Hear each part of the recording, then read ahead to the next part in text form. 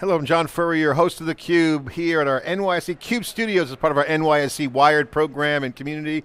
This is the Crypto Trailblazer series where we are talking to the leaders who are making it happen in crypto infrastructure as the world in finance infrastructure changes and stablecoins comes in. You're starting to see a sea change, a surge in entrepreneurship, a surge of new business models. Paul Frambot is here, co-founder and CEO of Morpho, morpho.org. Check it out. Paul, great to have you on this podcast. Thanks for coming on our Trailblazer series. Yeah, thanks for having me. We've had some pretty big names on, some older guys. You're a young gun coming in. You got a cool venture you're developing.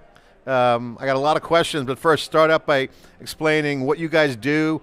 What was the origination story? How did it all come together? Sure, so Morpho is a non-chain lending and borrowing infrastructure. So we allow people to earn yield on one end and to take out loans on the other end, right? And this is fully done on-chain on 20 different chains, and it's being integrated by mostly fintechs, exchanges, etc., that want to power yields or loans services, right? But they do so by plugging on-chain, and they get access to global liquidity, better terms by doing so, right? And the founding story is that I was a student, like in Paris, in Polytechnique, and essentially started playing around consensus algorithms, and that's what was my way into blockchain, and then crypto, and then DeFi, and then wanting to do a project in DeFi, and financing is obviously like a huge thing in finance. Yeah. And so I ended up working in this and got funded by some VCs, and that's how it all. And who was the backers? So Andreessen Horowitz initially, and Nascent were like Invariant. Like we had a lot, like we had 100 different investors. Yeah. But that was a fun story. Back then I was like in my second year at university, so I did not know much about fundraising. Come on, come into the fold. Andreessen Horowitz lured you in. Exactly, but that was a lot of fun. And then obviously the company has grown a lot since then. We've done multiple rounds of funding, but that's how it all. How much did you guys raise? Roughly, can you talk about it? Close to 100 in total. Yeah, nice. Well, what's cool about this market is that it really is a young and old kind of coming together. It's not the old days when I was your age. It was the young beats the old down to the ground and takes over territory. But in crypto, it's kind of like it's a blending of cultures. Sure. Okay, so as a young gun, I mean, you're like this in university. What's your feeling right now? Do you agree with that statement that it's kind of like a blending? I mean, you got the big gatekeepers. Now, they know they're going to get disrupted. They got to either accept or reject it. And some who reject it will probably be, burned to the ground by the forces. Right. So I think, I've changed my opinion over time with this. Like 2 years ago, I think the crypto industry in general was a bit arrogant with regard to the financial industry overall, thinking everything was outdated and that they were going to disrupt everybody. And over the last 6 months, we've clearly seen very important institutional interest. And what we've realized is that the people in traditional finance not only get it fast, but they also build very fast, much faster than we anticipated, right? Yeah. And within just 9 months, they've been able to integrate and educate their own companies and people to the Web3 technologies at a pace I would never have imagined. I'm very impressed. Yeah, in general. I'll tell you from my perspective, seeing the many waves I've lived through, the New York crowd or the institutional crowd, even globally, they hold back because they control the money. Right. They talk about money.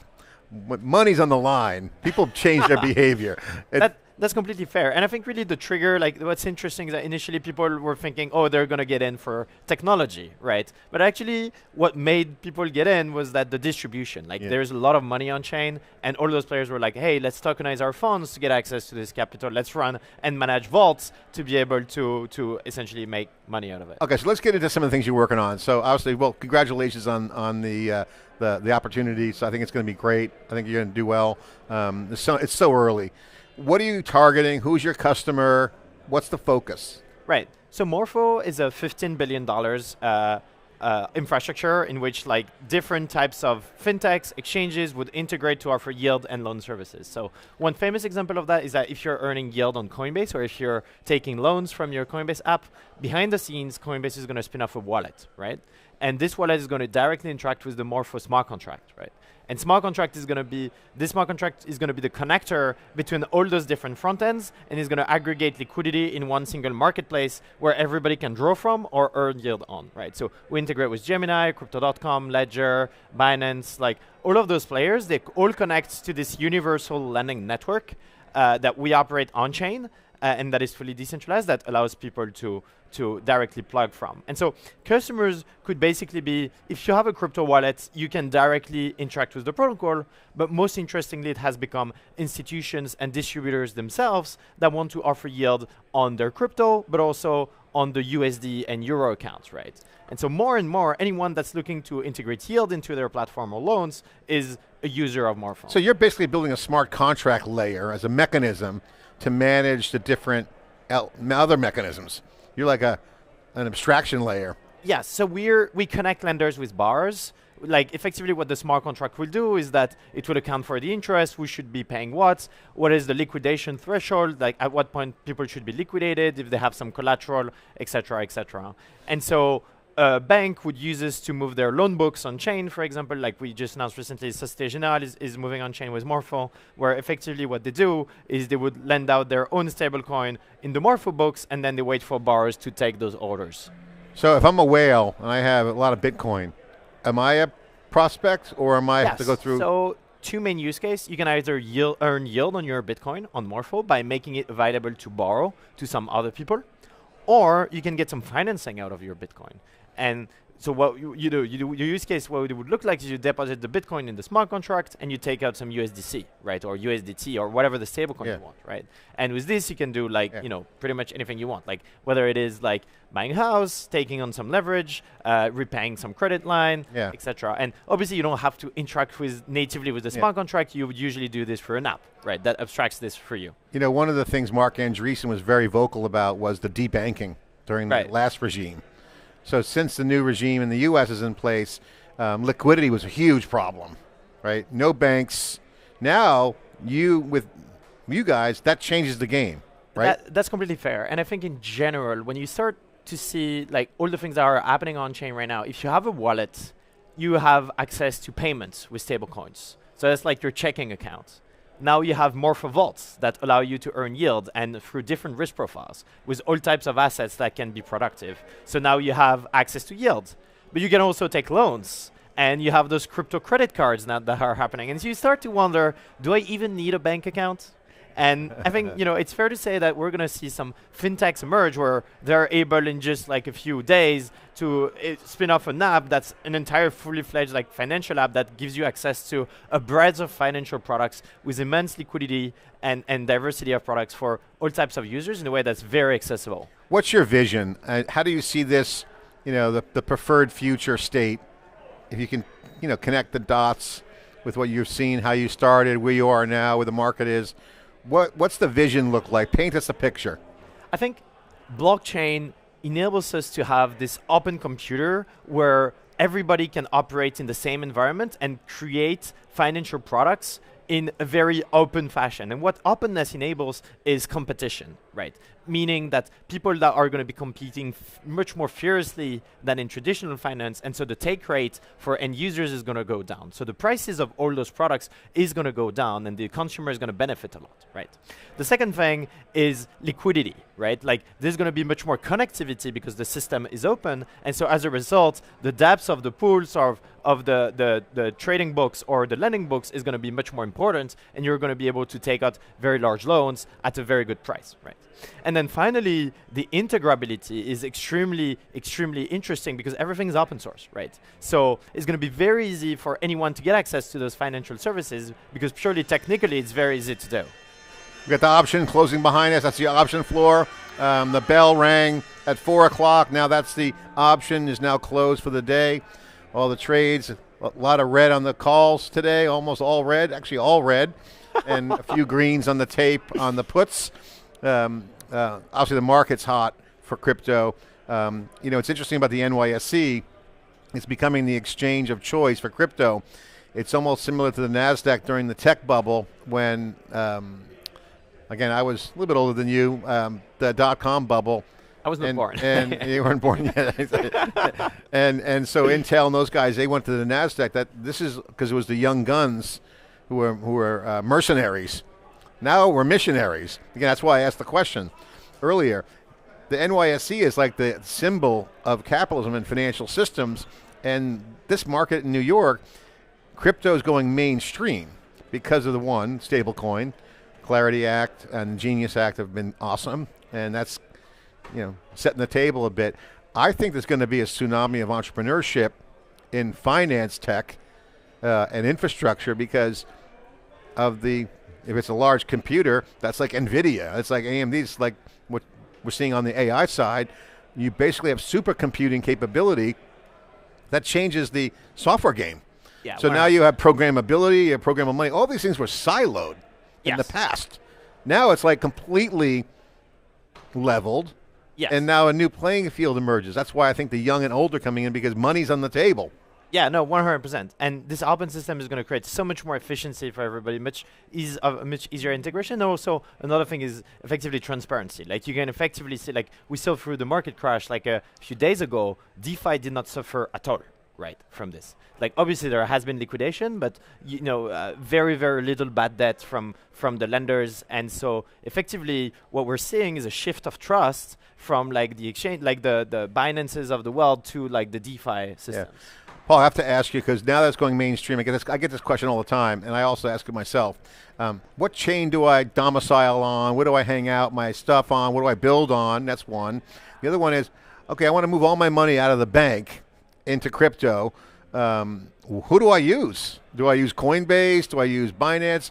As someone who's kind of on the plumbing side of the business, and as all this kind of, I won't call it middleware, but that's an old term, but like as now these glue layers come in with smart contracts, we now have clean mechanisms for handling the fluidity of the cash. Right. What do I do? Where do I put my cash? If some retail person says, or a user, right? What do you advise? What would be your... It's a good question. So maybe first on the chain question, it depends if you're taking the builder perspective or the user perspective. From a user perspective, you should not care. The blockchain should be hidden completely from you through those fintechs and financial apps that should completely abstract it away for you.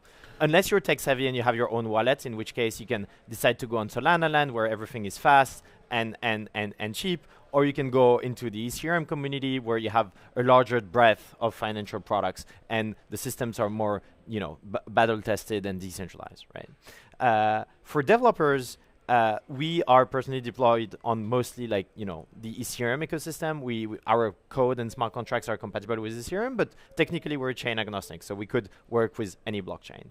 On the user side, how do you use your money? How do you park your money these days?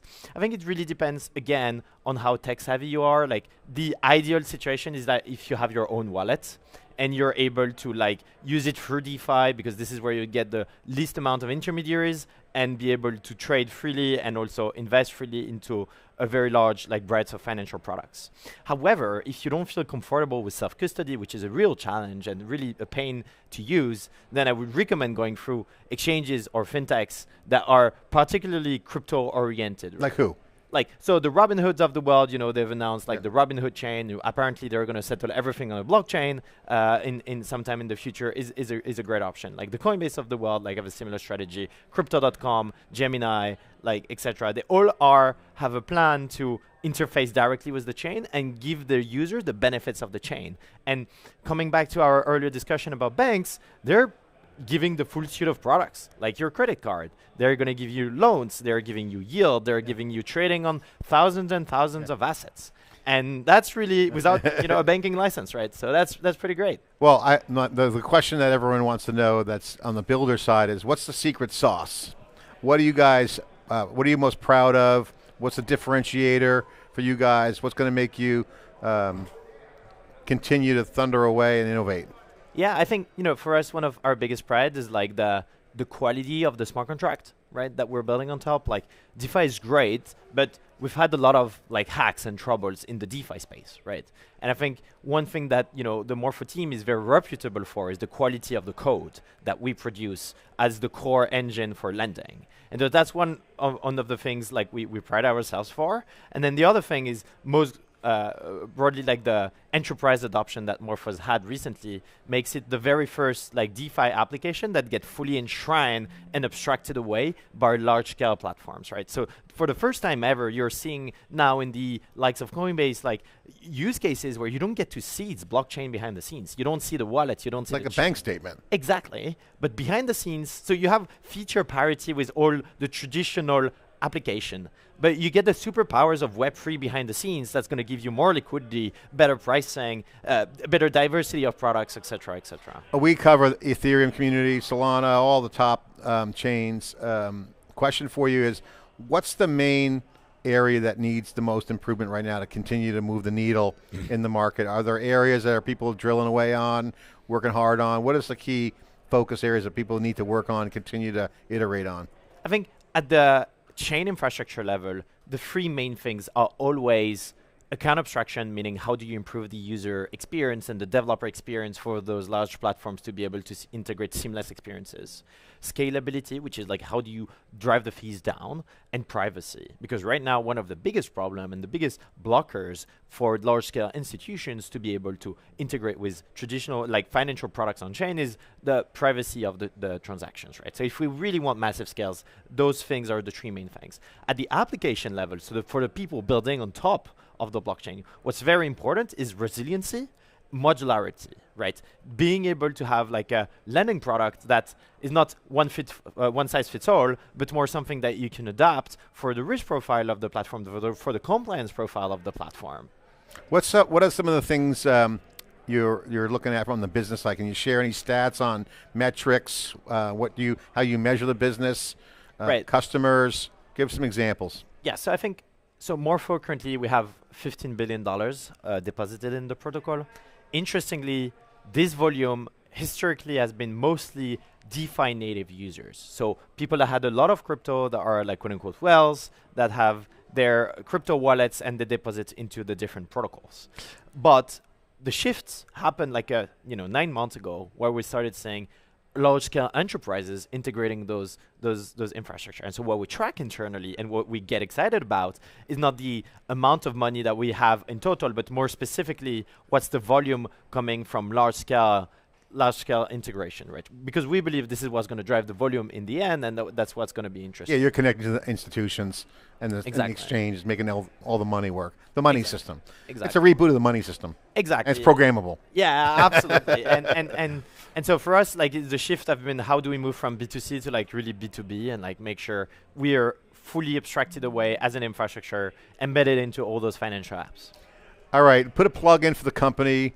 Obviously, you're in Paris. You have U.S. operations yet, or yes, we have 10 people. You're hiring. Put a plug in. Yeah, so Morpho, we're a 60-person company across New York, California, and Paris mostly. We're very actively hiring on all fronts, from tech to like actually sales and institutional sales. Like one of the main reasons here in New York for the next 2 months is actually all the institutional interest has been tremendous, to be honest. And we need to bring in a lot of people to help us with that. So yeah. All right, Paul Frambot, he is the co-founder and CEO of Morpho. Again, the revolution went from damn the banks, damn the torpedoes, to now collaboration, because as mainstream money hits the system, and with the culture we're in now, it's pro-digital. And of course, digital transformation is happening in finance with decentralized. So this is what the Trailblazers are working on. I'm John Furrier, your host of Crypto Trailblazers. Thanks for watching.